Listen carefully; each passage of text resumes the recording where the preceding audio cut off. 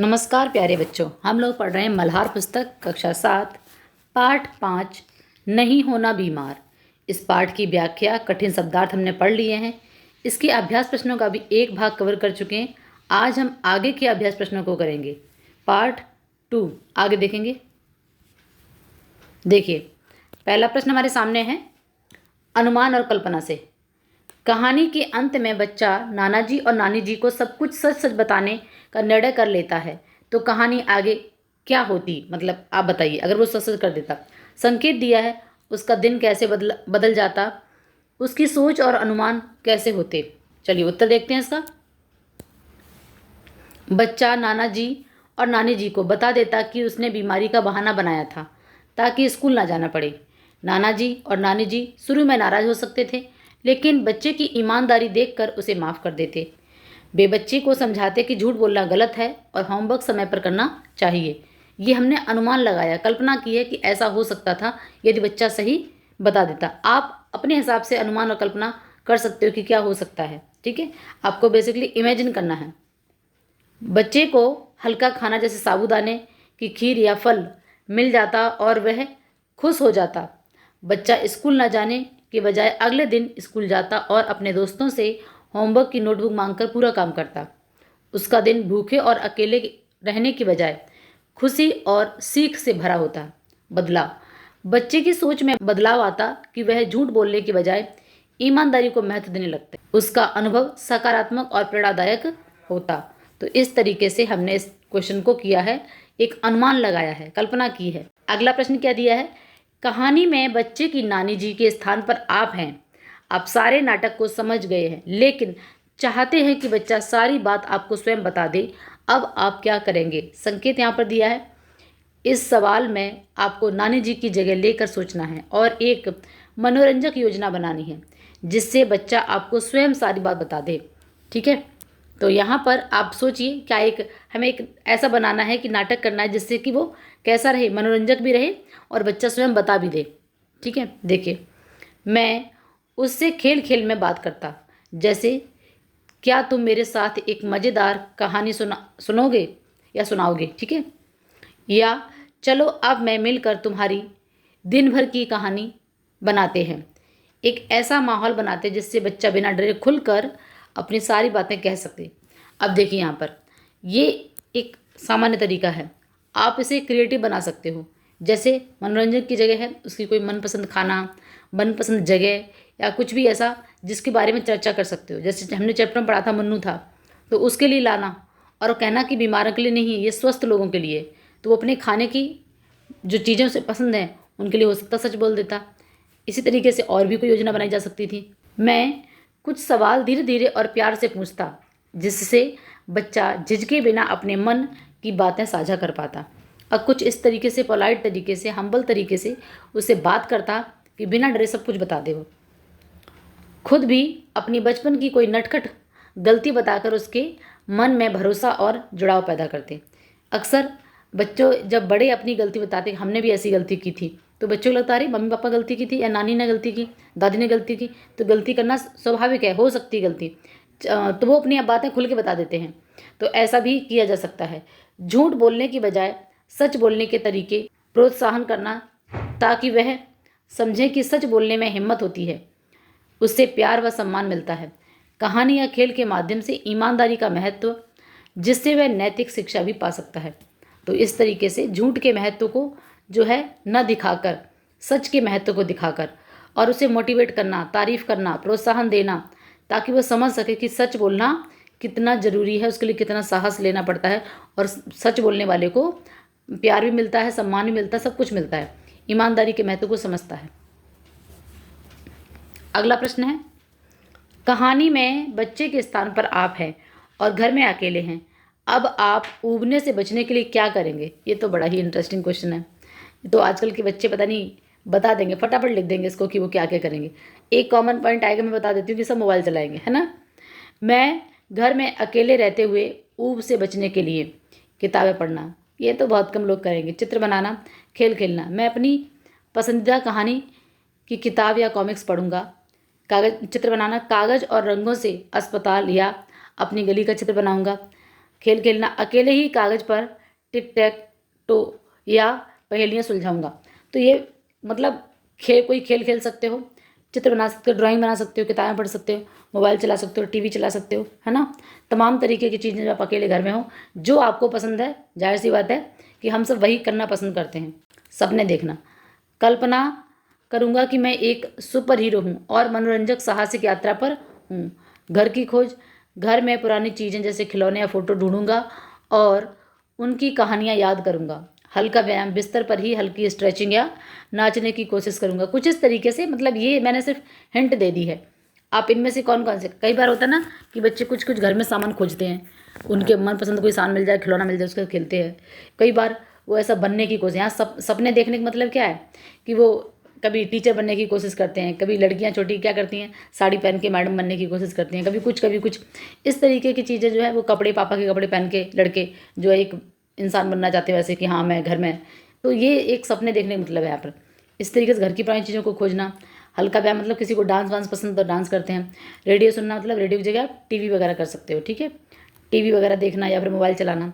उद्देश्य, ये गतिविधियाँ मुझे व्यस्त और खुश रखेंगी और ऊब से बचने में मेरी मदद करेंगी। इसलिए बहुत सारी नॉर्मल तरीके से आप देखेंगे तो जो आपको अच्छा लगता है घर में, अपने घर में करने में, वो आप करेंगे।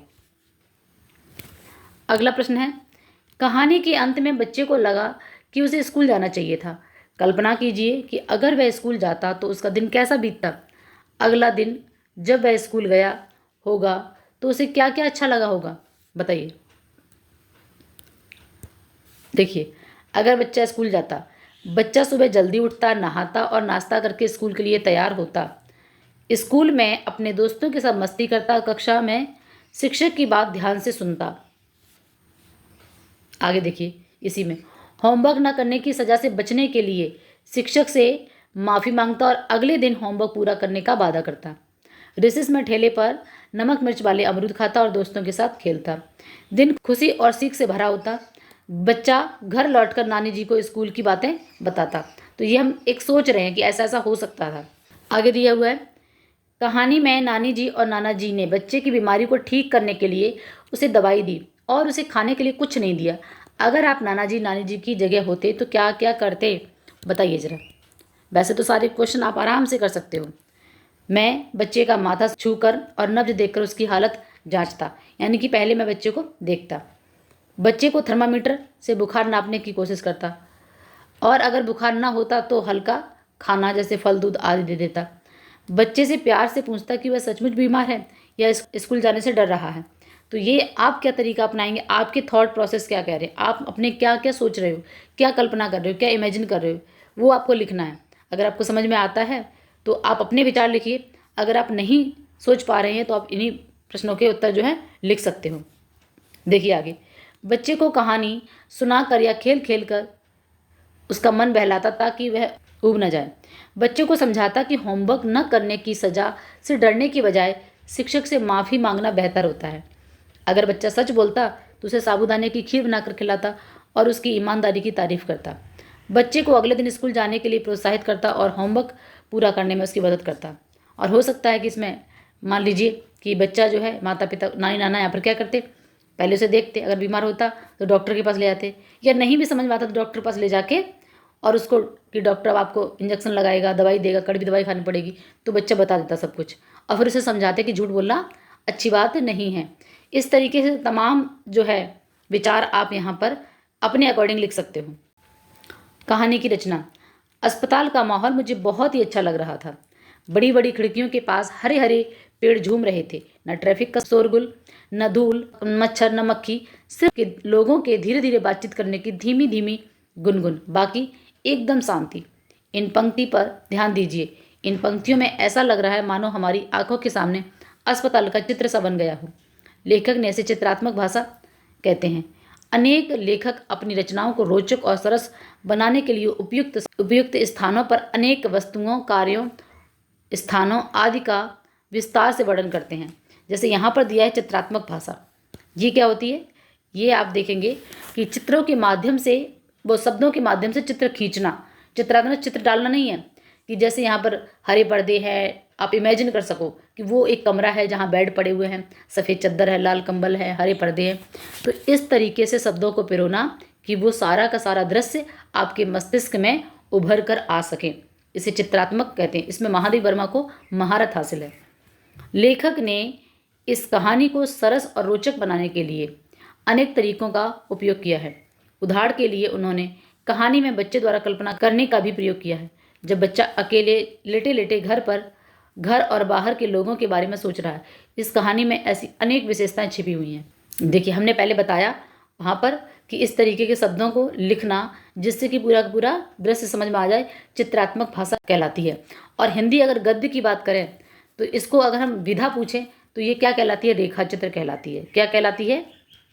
रेखा चित्र।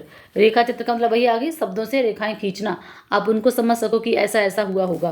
तो इसमें महादेवी वर्मा जो है लेखिका है, और भी लेखकों ने, कवियों ने लिखा हुआ है, लेकिन महादेवी वर्मा को इसमें बहुत ज़्यादा मतलब कह सकते हो कि उन्होंने बहुत सारे रेखा चित्र लिखे हैं, संस्मरण भी लिखे हैं और रेखा चित्र भी लिखे हुए हैं। आगे देखिए, इस पाठ को एक बार फिर से पढ़िए और अपने समूह में मिलकर इस पाठ की अन्य विशेषताओं की सूची बनाइए। अपने समूह की सूची को कक्षा में सबके सामने या सबके समक्ष साझा कीजिए। अन्य विशेषताओं की सूची इस प्रकार, एक तो सूची क्या होगी? रेखा चित्र या फिर चित्रात्मक भाषा। पाठ में बच्चे की मासूमियत और नटखट स्वभाव को दर्शाया गया कि बच्चा बहुत ही ज़्यादा छोटी छोटी हरकतें कर रहा है, जैसे कोई एक छोटा नटखट बच्चा होता है उस तरीके से। बच्चे के स्कूल न जाने की इच्छा और उसकी योजनाबंदी को रोचक तरीके से प्रस्तुत किया गया है कि कैसे उसने योजना बनाई है, पूरी एक स्ट्रेटजी बनाई है कि कैसे कैसे वो करेगा नाटक और कब उसे साबूदाने की खीर खाने को मिलेगी। झूठ बोलने और उससे होने वाले परिणामों की नैतिक शिक्षा भी दी गई। अंत में बच्चे ने बोला कि अब से वह कभी बीमार नहीं पड़ेगा। पाठ का जो भाषा शैली है वो सरस है, सरल, सहज और जो बालकों के लिए समझने में आसान है। अस्पताल और बीमारी के पाठ की भाषा कर लीजिए। अस्पताल और बीमारी के अनुभव को चित्रमय और संवादात्मक ढंग से बताया गया है। संवादात्मक मतलब क्या है? संवाद के रूप में, जैसे बच्चा नाना के बीच बात हो रही है, नानी के बीच बात हो रही है, इस तरीके से। ठीक है, आगे देखिए, परिवार के सदस्यों का प्यार, देखभाल और समझदारी भरा व्यवहार पाठ में दिखाया गया है। सच्चाई स्वीकार करने और ईमानदारी के महत्व पर बल दिया गया है। कहानी में बच्चे के मनोभावों और उसकी सोच का गहराई से वर्णन किया है। बाल मनोविज्ञान को समझने में मददगार सामग्री है कि बच्चा, एक छोटा बच्चा है, बालक जो है वो कैसा कैसा सोच सकता है। कहानी उत्साहवर्धक और शिक्षाप्रद है जो बच्चे को सही मार्ग दिखाती है। यह सूची कक्षा में समूह के साथ साझा करने और उसकी चर्चा के लिए उपयोगी होगी। इस तरह बच्चे पाठ के विभिन्न पहलुओं को बेहतर समझ सकते हैं और स्वयं से जुड़ी शिक्षाएं ग्रहण कर सकते हैं। ऐसे में बहुत सारे बच्चे, जब ये क्लास में मैंने एक्टिविटी कराई तो बहुत सारे बच्चों ने बताया कि हाँ, मैंने भी ऐसे एक बार झूठ बोला था, एक बार ऐसे किया था। तो आप देखेंगे कि आप भी अपने खुद के अनुभव शेयर कर पाएंगे कि हाँ, मेरे साथ भी ऐसा हुआ था। क्योंकि हम सब कभी ना कभी, हमारा मन कई बार किसी चीज़ को नहीं करता है स्कूल जाने का, तो अक्सर कभी ना कभी तो ऐसा होता है कि आज मन नहीं कर रहा है, तो हम बहाना बनाने की कोशिश करते हैं। आगे देखिए, अब यहाँ पर दिया है, कहानी में निम्नलिखित के लिए उदाहरण खोज कर लिखिए। जैसे बच्चे द्वारा पिछली बातों को याद करना। ठीक है, तो पिछली बातों में कहानी में से बहुत सारी जगह बीमार पड़ने पर वह, जैसे सुधाकर काका ने खीर खाई थी, वह भी सोच रहा है कि मैं बीमार पड़ूंगा तो मुझे खीर खाने को मिलेगी। बच्चे रिसेस में एक ठेले पर अमरूद खा रहे होंगे, है ना। अब सब मतलब पुरानी पुरानी बातें सोच रहा है, क्या हो रहा होगा बाहर। ऐसे ही हास्य यानी हंसी मजाक के उपयोग किया गया था। सोचा था यहाँ आराम करने को मिलेगा, बिस्तर पर पड़े रहेंगे और आराम से मज़े से खीर खाऊंगा, लेकिन ऐसा नहीं हुआ।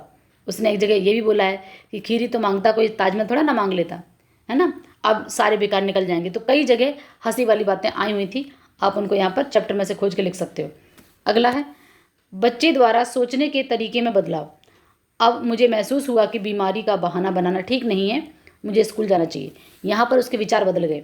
उसने ठान लिया था कि बीमार होने से ये सब चीज़ें बेकार हो गई, क्योंकि उसका बोरियत भरा दिन हो गया, तो बिल्कुल भी उसे भूखा रहना पड़ा। इसलिए उसने कहा अब से वो बीमार कभी नहीं पड़ेगा, यानी कि बहाना नहीं बनाएगा। कहानी में किसी का किसी बात से अनजान होना। किसका किस बात से अनजान? नाना जी और नानी जी के बच्चे को झूठ बोलने की शुरुआत में उन्हें पता ही नहीं था कि बच्चा झूठ बोल रहा है, वो अनजान थे। उन्हें लग रहा था कि सच में बच्चे के पेट में कब्ज है। बच्चे द्वारा स्वयं से बातें करना, ये तो वो 50 जगह करता है कहानी में, है ना। कि मैं सोचने लगा जब मैं स्कूल जाऊंगा तब कितना अच्छा दिन होगा, कैसे मैं वहाँ खस्ता कचौड़ी ये खाऊंगा, पड़ोस के लोग क्या कर रहे होंगे, मन्नू स्कूल से आ गया होगा, ये हो गया होगा, वो तमाम चीज़ें सोचता है। तो ये आप वहाँ पर लिख सकते हो। समस्या और समाधान। कहानी को एक बार पुनः पढ़कर पता लगाइए बच्चे के सामने क्या समस्या थी, उसने उस समस्या का समाधान कैसे निकाला। बताइए क्या निकाला। समस्या, बच्चे ने होमवर्क नहीं किया था और स्कूल में सज़ा मिलने का डर था, साथ ही स्कूल जाने का मन भी नहीं था। समाधान क्या निकाला बच्चे ने बीमारी का बहाना बनाकर स्कूल न जाने का फैसला किया। उसने रजाई में लेटे रहकर बीमार होने का नाटक किया। ये उसने समस्या का समाधान निकाला। आगे देखिए, नाना जी के सामने क्या समस्या थी, उन्होंने उस समस्या का क्या समाधान निकाला। समस्या क्या थी, नानी जी के सामने समस्या यह थी कि बच्चा बीमार पड़ने का बहाना बना रहा था और स्कूल नहीं जा रहा था। उन्हें संदेह था कि बच्चे की बीमारी असली नहीं है, लेकिन वे तुरंत उसे झूठा नहीं कह सकते थे। उन्हें बच्चे की देखभाल भी करनी थी और उसका सच भी जानना था। समाधान, उन्होंने बच्चे के वही व्यवहार दिया जैसे असली बीमार को दिया जाता है, मतलब वो अनजान बने रहे। बिना मनपसंद भोजन, न कचौड़ी, न बर्फ़ी, न आम, न साबूदाना की खीर आदि, सिर्फ दवा और काढ़ा पिलाया। इससे इस व्यवहार से बच्चे को एहसास हुआ कि बीमार होने में कोई ठाट नहीं है, बल्कि यह परेशानी और तकलीफ ही लाता है।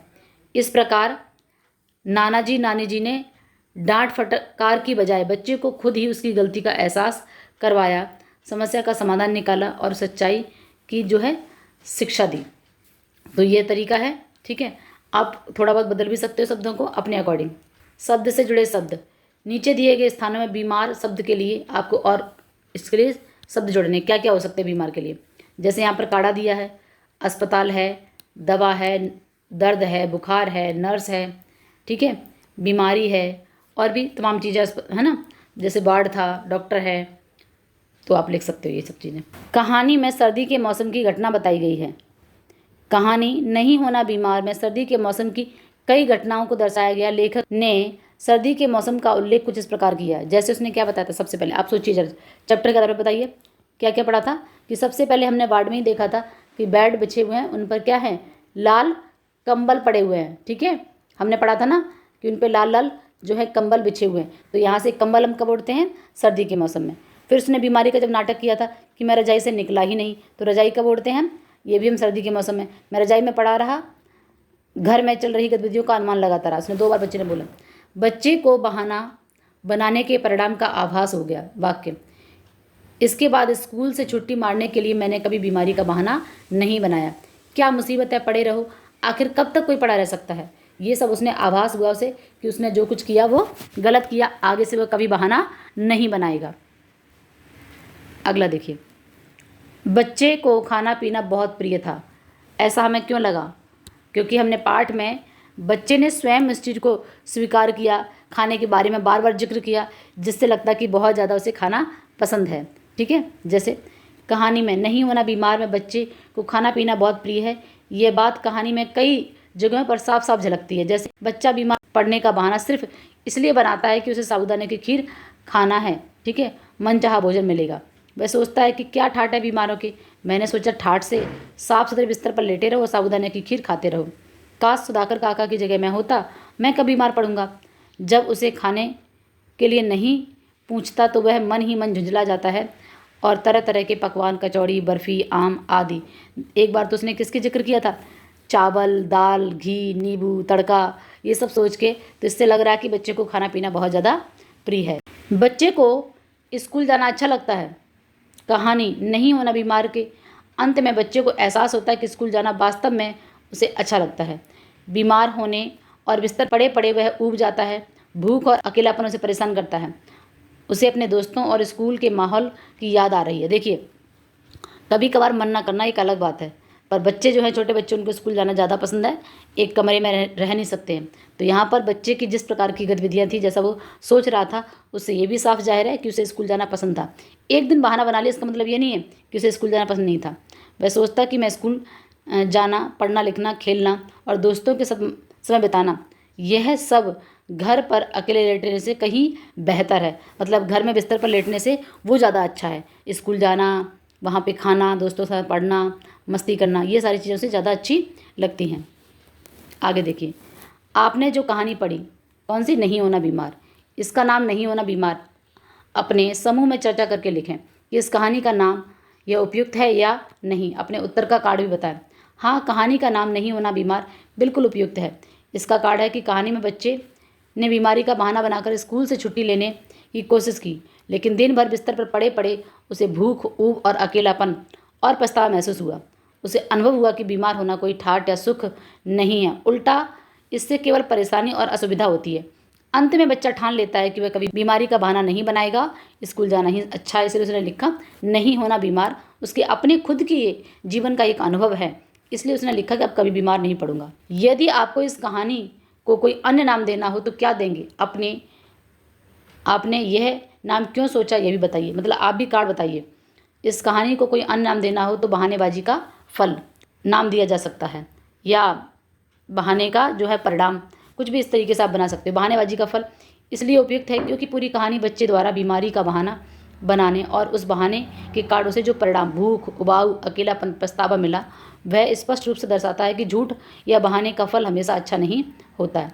एक दिन बीमार नाम इसलिए उचित है क्योंकि बच्चा एक दिन के लिए बीमारी का नाटक करता है और उसका अनुभव बदल जाता है। यह नाम कहानी की घटना और उसका महत्वपूर्ण सबक दोनों को व्यक्त करता है। अगर आप कोई और नाम सोच सकते हैं तो सोचिए, यहाँ पर 2 नाम मैंने आपको बता दिए हैं। तो इस तरीके से हमने आज के ये जो अभ्यास प्रश्न हैं, और उम्मीद है आपको समझ में आए होंगे। आगे के जो प्रश्न बचे हुए हैं अगली वीडियो में देखेंगे। तब तक के लिए धन्यवाद।